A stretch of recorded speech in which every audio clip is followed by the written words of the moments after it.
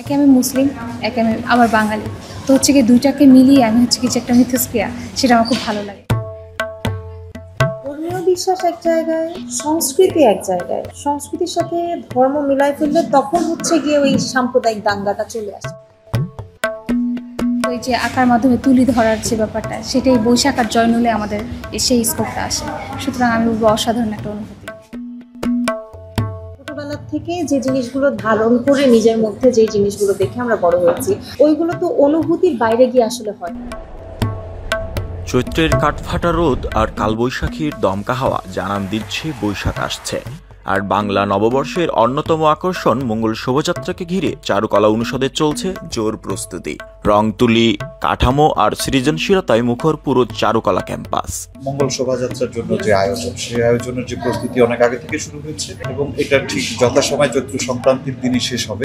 অনেক সুন্দর সুন্দর আপনি দেখছেন যে এখানে অনেক মোটিভ আঁকা হচ্ছে।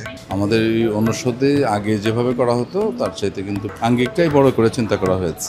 বর্তমানের যে চেতনা, মানে 24 গণঅভ্যুত্থানের যে চেতনা, সেই জিনিসটাকে ধারণ করে আমরা একটা কন্টেন্ট তৈরি করেছি যে নববর্ষের ঐক্যতান ফেসিবাদের অবসান।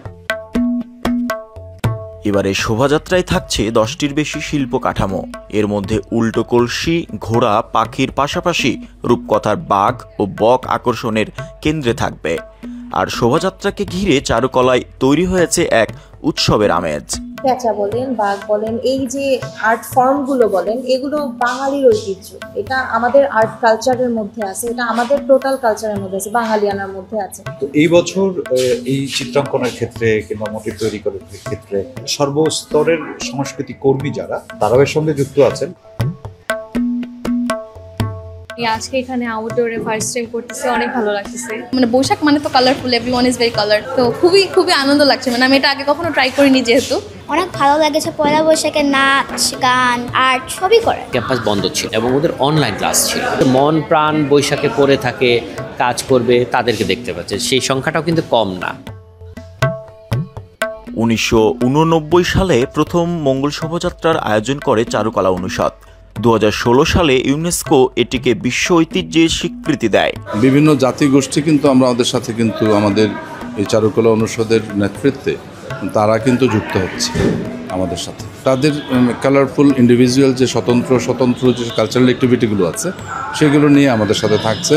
বিভিন্ন প্রাইভেট বিশ্ববিদ্যালয়ে যে সমস্ত কালচারাল উইংস আছে তাদেরকে আমরা দাওয়াত করছি, তারাও ওয়েলকাম জানিয়েছি, তারা আমাদের সাথে আশা করছেন যুক্ত হবে।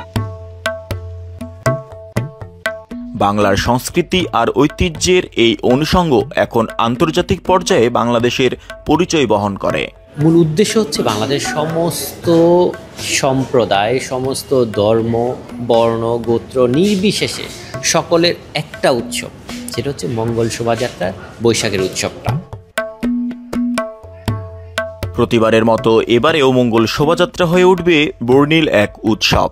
বাংলার শিল্প, সংস্কৃতি আর ঐতিহ্যের এই মহামিলনকে ঘিরে তৈরি হয়েছে অপার উত্তেজনা। পয়লা বৈশাখে এই শোভাযাত্রা হয়ে উঠবে সকলের মিলন মেলা। সারা দেশের মানুষের প্রোগ্রাম এটা, সকল ধর্মের মানুষের প্রোগ্রাম, সকল বর্ণের মানুষের প্রোগ্রাম। বাচ্চারা থেকে শুরু করে বয়স্ক লোকজন সবাই যেন অ্যাটেন্ড করতে পারে, সবাই যেন খুশি থাকে নতুন বছরকে কিভাবে আমরা অনেক বেশি উৎসব মুখর করতে পারি, কালারফুল করতে পারি। সকল বিবেচনার সাপেক্ষে আমরা উদ্যোগগুলো গ্রহণ করেছি। পয়লা বৈশাখ বাঙালির ঐতিহ্যবাহী একটি উৎসব, আর এই পয়লা বৈশাখকে কেন্দ্র করেই প্রাণের সঞ্চার হয়েছে এই চারুকলা অনুষদে। সর্বস্তরের মানুষ দলমত নির্বিশেষে এই পয়লা বৈশাখের অপেক্ষায় থাকে। আর সেই পয়লা বৈশাখকে সার্থকভাবে পূর্ণতা দিতে এই চারুকলা শিক্ষার্থীরা কিন্তু নতুন সাজে, নতুন রূপে সাজাচ্ছে এই পয়লা বৈশাখের নানা আয়োজন। জয় ক্রিস্টোফার বিশ্বাস, বাংলাদেশের খবর, ঢাকা।